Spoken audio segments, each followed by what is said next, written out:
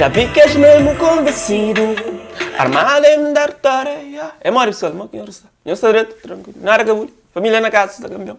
Eu estou preparado para não virar de hoje. Se você está preparado, eu estou preparado para o Chicusa e beijo. Eu sou uma Jennifer Dias e Loretta está junto na música. Exatamente. Com o tema Boomon e a data. Dia 14, 10 meses. E Jennifer Dias é linda, com essa barriga bonito. Eu estou hoje na capa de single.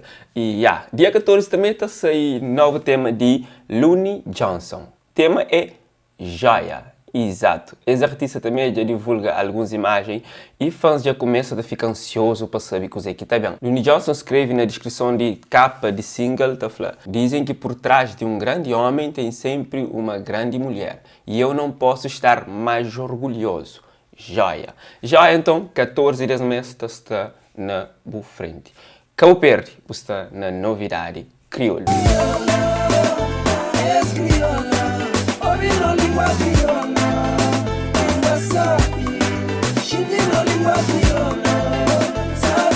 Semana passada falou dessa possibilidade que já é realidade. Estava falando de Neuza com o novo tema, Converso com o Destino. Essa música que conta com a participação de Jovem Moreno, esse mais novo integrante de Harmonia. Nós checa um cheirinho de videoclipe.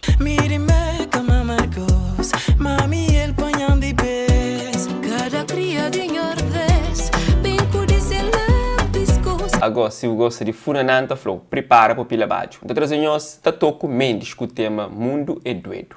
Checa. Se você tem Deus que dá, tem direito ser humano. Que ele tem Deus que dá, ninguém mais canta toma. É preciso coragem para enfrentar o mundo. Relapse é mais novo tema de Liu. Essa música conta com a participação de Nicky Boy Shine e Kili CPX. O videoclipe desse tema já está roda no YouTube e vou convidar a check.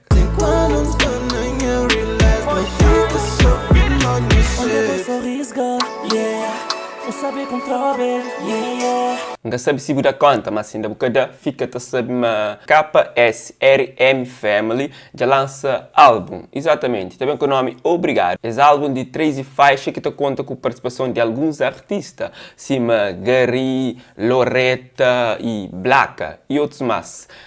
Então trazemos esses dois últimos videoclipes que eles lançam que está fazer parte de esse álbum. Nós fica com um cheirinho de Janu Bang, essa música que te retrata um pouco essas labuta e discriminação que eles sofrem no mundo de música para eles vencer. Nós checa.